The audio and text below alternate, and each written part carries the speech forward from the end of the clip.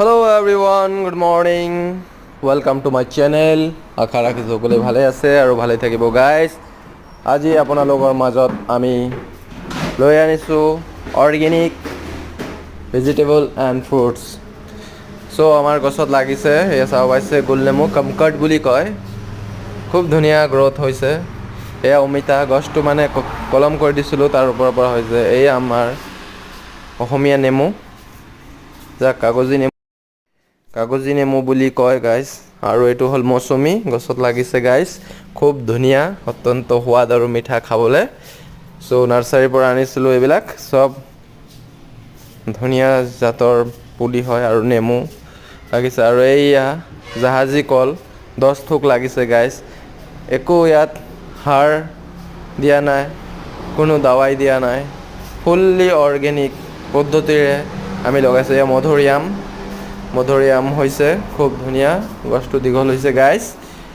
আৰু আপোনালোকক দেখাই আমি গৈ আছোঁ। চাব পাইছে এয়া নতুন নাৰিকলৰ পুলি, এয়া কুঁহিয়াৰ গছ, আৰু এয়া বাঁহৰ এটা মূৰা থৈছোঁ লগাবৰ কাৰণে। এইটো অমৃতসাগৰ হয়, খুব ধুনীয়া হৈছে, ক্লিন, আৰু ইয়াত কোনো সাৰ আমি প্ৰয়োজন কৰা নাই। এয়া ভাতকেৰেলা হৈছে আমাৰ গছত, খুব ধুনীয়া অৰ্গেনিক, ফুল্লি একদম জৈৱিক সাৰেৰে আমি, পচন সাৰ জৈৱিক সাৰ আমি ইউজ কৰিছোঁ।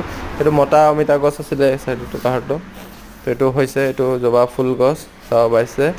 আৰু এইটো হ'ল আমাৰ পালাম বগৰীৰ গছ গাইজ, চাব পাইছে কি ধুনীয়া ফুলনি আৰু ফল মূলেৰে ইত্যাদি ভৰা। এয়া গোল নেমু টাপত হৈছে গাইজ, ডাঙৰ এটা বাল্টিঙত মই লগাই দিছোঁ গোল নেমু, খুব ধুনীয়া এটা প্ৰজাতি। এইটো মধুৰি লাগিছে সৰুতে, সৰু গছতো মধুৰি লাগিছে গাইজ, আপোনালোকে চাব পাইছে।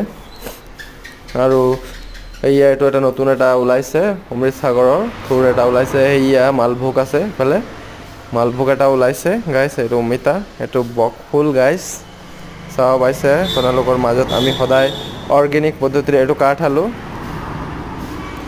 গাইজ, এয়া চাব পাইছে, চাৰিওপিনে আৱৰি থকা সেউজেৰে ভৰা। আৰু এইটো কি হয় মই নাজানো, ফুলিছে, এইটো ফুল ধুনীয়াকৈ ফুলিছে বগা ৰঙৰ। চ' গাইজ আপোনালোকে চাব পাইছে।